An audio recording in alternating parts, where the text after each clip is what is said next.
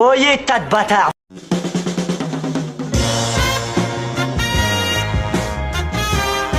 Hey, salut à tous et à toutes. Aujourd'hui, je reçois la réalisatrice Noémie Lefort qui est venue nous parler de son premier film, Mon héroïne. Bonne interview. Ah bonjour. Bonjour. Ça Bah oui, ça va bien. Et vous?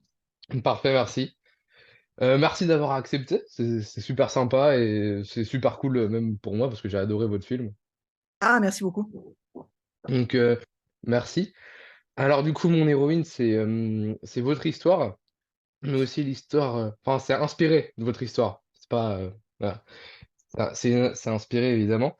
Du coup, ça raconte l'histoire d'Alex qui va, à New York accompagné de sa tante et de sa, mère, mais il y a aussi un autre personnage féminin dans le film.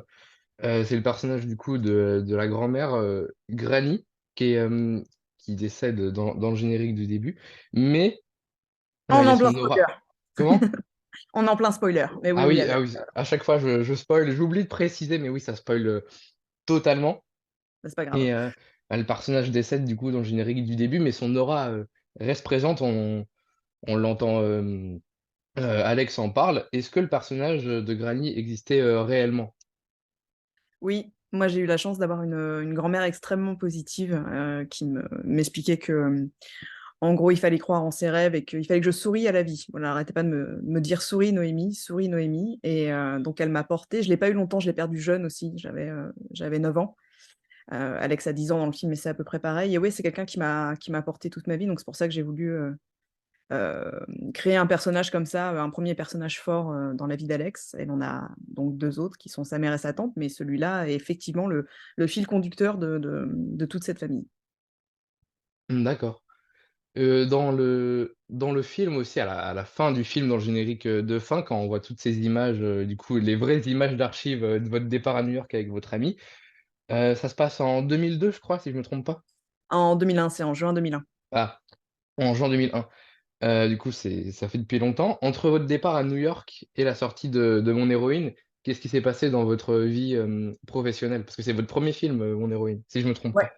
exactement, ouais, c'est mon premier film. En fait, ce qui s'est passé, c'est que j'ai fait un BTS audiovisuel à Rouen et dès que je suis sortie de l'école, j'ai fait donc un court métrage qui s'appelle Calling Julia Roberts, qui racontait l'histoire d'une jeune fille qui voulait donner son scénario à Julia Roberts, donc d'où mon héroïne derrière.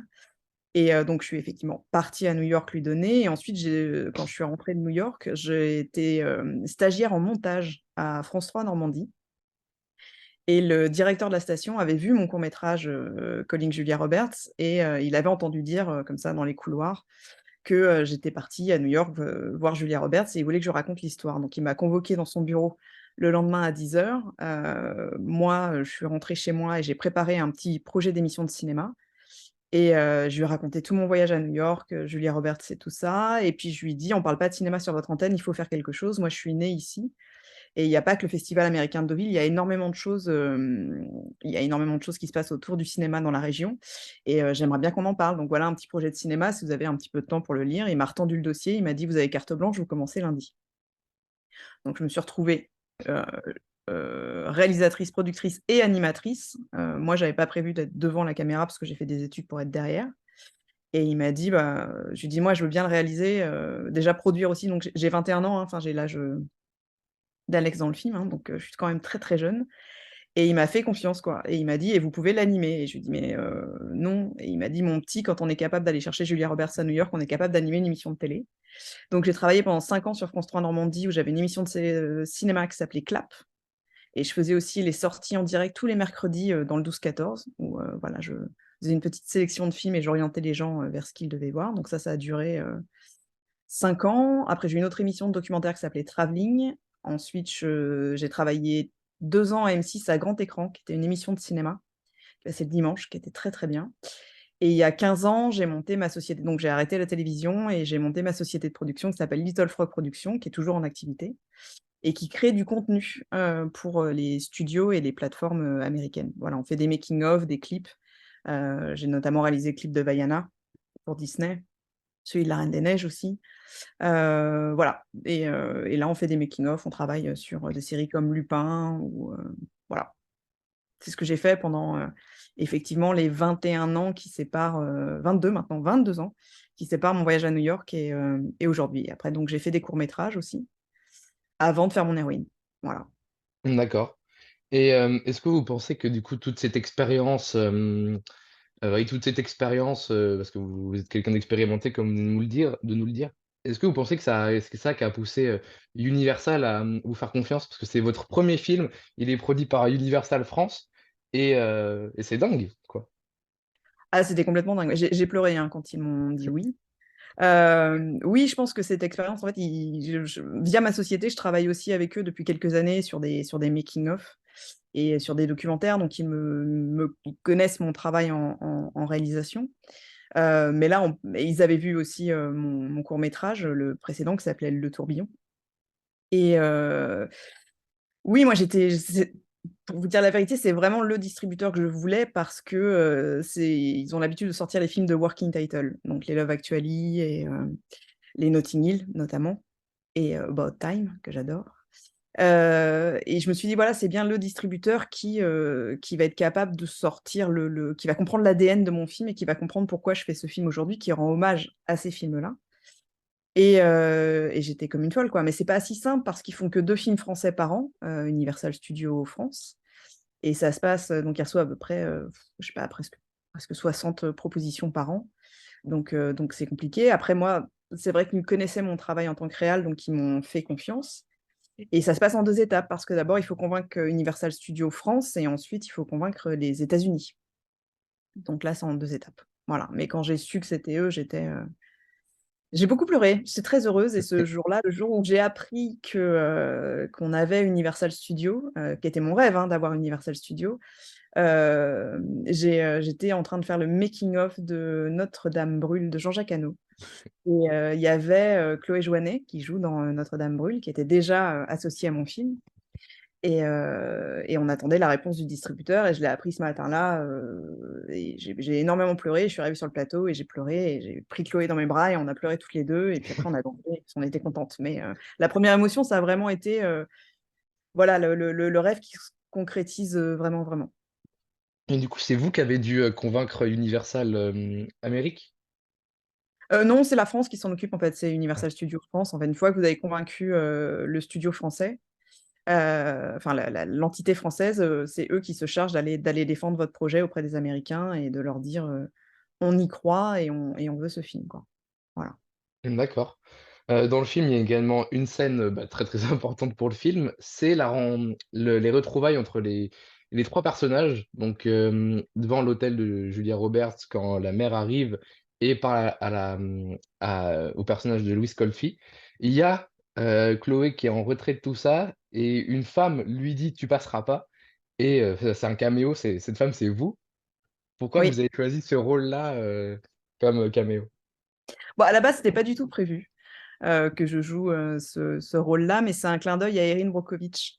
En fait, l'histoire de faire un petit caméo, je fais pas mon Hitchcock ou quoi que ce soit. D'ailleurs, c'est une expérience que j'ai pas beaucoup appréciée, qui a été très utile pour mon métier de réalisatrice, mais pas pour parce que se mettre à la place d'un acteur, en fait, c'est hyper intéressant. Je trouve qu'on devrait tous y passer au moins une fois, quand on est réalisateur pour essayer de comprendre ce que c'est et à quel point c'est, abyssal et à quel point il faut avoir confiance dans les gens avec lesquels vous travaillez. Puisque quand on est réalisateur, on sait où sont les caméras, on connaît les mouvements, on attend quelque chose.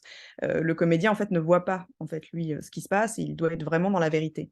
Et ça, c'est très intéressant à vivre. Donc ce petit caméo, c'est un clin d'œil donc à Erin Brockovich puisque, au début du film, Julia Roberts emmène ses enfants, prendre un petit déjeuner dans un diner et la serveuse qui vient, prendre la commande s'appelle Julia et c'est Erin Brockovich, en fait. Elle a un petit badge avec marqué Julia et c'est Erin Brockovich et je me suis dit: «Voilà, ça, c'est un moyen de faire un autre petit clin d'œil», puisqu'il y a plus de 32 références à Julia Roberts dans le film, ça en fait partie. Voilà, donc je me suis amusée à faire ça et je joue une fan de Julia Roberts, donc je trouvais ça, plutôt rigolo. Mais Ah, il y c'était a pas prévu, 30 hein. c'était pas mais il y a 31 références à Julia Roberts. Ouais. Ah ouais, bah, voilà, la première référence que je trouve, c'est même pas, moi qui la trouve, c'est vous qui me la donnez. Merci. Oui, Dans oui, le on a Il y en a beaucoup. On s'est énormément amusé avec mon équipe. Alors, dans le scénario, il y en a. Dans les situations dans lesquelles Alex se retrouve, il y en a. Mais il y a aussi des persos secondaires, il y a aussi des répliques, il y a des costumes, il y a des décors. Il faut être assez attentif. Il y a quand même quelqu'un qu'on a trouvé 26, hein, donc pas mal. Ah ouais, il est chaud.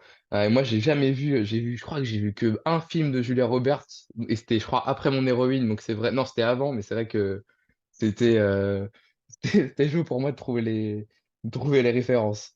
Oui, mais je pense que si on les a pas, c'est pas grave en fait. Enfin, je pense que ça participe à l'univers du film. Moi, je voulais pas faire un film de fangirl ou en rendre, enfin, c'est pas un film sur Julia Roberts, c'est juste, ce que moi j'aime d'elle et des films que j'aime d'elle, mais c'est en référence aussi à ce qu'elle, représente pour moi et pour beaucoup de gens. Mais je pense que si on n'a pas ces références-là, c'est pas grave. Après, quand on les a, je pense qu'on s'amuse justement à pointer, moi, ça m'est arrivé de me planquer dans une salle de cinéma et de voir quelqu'un justement qui regardait, qui pointait, qui fait: «Ah mais ça c'est ça, ah mais ça c'est ça, ah mais ça c'est ça». Ouais, c'est pas un truc à la Jay Silent Bob où si on n'a pas les références, le film il passe pas. Non, on a quand même fait attention à ça. D'accord. Dans le live, vous aviez fait un live à la sortie du coup du film, le 14 décembre, je crois, peut-être le week-end du 14 décembre. Oui, exact, oui. Et euh, dans ce live, on parlait des projets, enfin quelqu'un vous avait demandé quels étaient vos projets futurs, je crois, et vous aviez répondu que l'un de vos rêves, c'était de faire le film Mes meilleurs amis à la Ouais, française. ouais. Est-ce que c'est votre seul projet, c'est un rêve, mais est-ce que vous avez d'autres projets et est-ce que ce projet-là se concrétise un peu? Genre vous avez écrit un scénario ou des idées, par exemple? Alors sur le Bridesmaid à la française, j'en ai reparlé avec Louise et Pascal que j'ai vu, il y a 15 jours. Oui, je vais m'y atteler à l'écrire. C'est pas facile, hein, le niveau est très, très haut, mais ça me ferait bien marrer. Après, j'ai reçu là une proposition pour un film pour une plateforme, donc voilà, plutôt intéressant, un unitaire. Et puis moi, j'ai 2-3 bouquins que j'ai lus, que j'aime bien. Ce sera plutôt pour les adapter en série, notamment un. Mais là, j'ai pris un peu de repos, un peu de temps, voilà, pour mettre les idées au clair et travailler là-dessus. Donc voilà, donc oui, je vais réécrire. Oui, là, bah, la proposition qu'on m'a faite me plaît, donc voilà. Donc je vais voir. D'accord. Et du coup, on va passer sur la dernière question. Pour un premier film, comment vous avez fait pour avoir autant de guests? Est-ce que c'est le studio? Parce qu'il y a quand même il y a Chris Marquez, si je ne me trompe pas, il y a Frank Testo, et c'est tout? Fred Testo. Non, c'est pas, en fait, ce sont des amis dans la vie.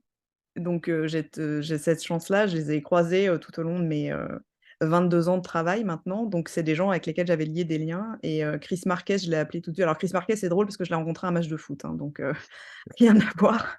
Mais j'adore son peu de gens le savent, mais il a un gros impact sur la direction artistique et sur la réalisation de Danse avec les stars et à l'époque, on s'est rencontrés, il travaillait là-dessus à fond et donc moi, c'est une émission que je trouve très bien réalisée et justement très technique avec, ce qu'ils appellent les ampex, donc les petites vidéos avant les séquences de danse très bien faites et j'ai changé toute une soirée, enfin, on n'a pas regardé le match de foot avec Chris, on a parlé, réalisation, direction artistique toute la soirée et donc on a sympathisé comme ça et moi, la séquence de danse, elle était dès le début dans le scénario et donc dès que j'ai eu la validation d'Universal, il me fallait que je trouve un chorégraphe, donc j'ai appelé Chris et avec sa femme Jacqueline, ils m'ont répondu «oui» tout de suite et ils ont créé la choré et moi, j'avais envie de lui faire un petit clin d'œil dans le film parce que c'est quelqu'un que j'adore et qui a énormément de talent, donc voilà, tout son petit passage et Fred Testo, oui, j'ai la chance aussi d'avoir travaillé avec lui plusieurs fois sur des making of notamment et c'est un comédien que j'adore énormément et là, je l'ai félicité, je lui ai envoyé un petit mot justement parce que j'ai vu le film de Jeanne Herry, Je verrai toujours le visage et je l'ai trouvé formidable. Donc je lui ai dit et donc voilà, donc non, c'est pas le studio, c'est pas la production, c'est juste des liens que j'ai créés avec les gens, tout au long de ma carrière. D'accord, bah c'est terminé. Je vous remercie vraiment d'avoir accepté. À chaque fois, de toute façon, je le dis, mais à chaque fois, c'est dingue. Et bah bonne Oui, journée à vous. bah, merci beaucoup. Merci, merci et puis, Merci à vous. merci pour ces questions et voilà. J'espère que j'ai bien répondu Vous à tout ce que avez très bien répondu. De toute façon, une réponse, c'est à chaque fois une très bonne réponse. et ben, merci beaucoup et puis, bah, bonne continuation et à bientôt. Bonne continuation à vous aussi. Ouais, au Au revoir. revoir.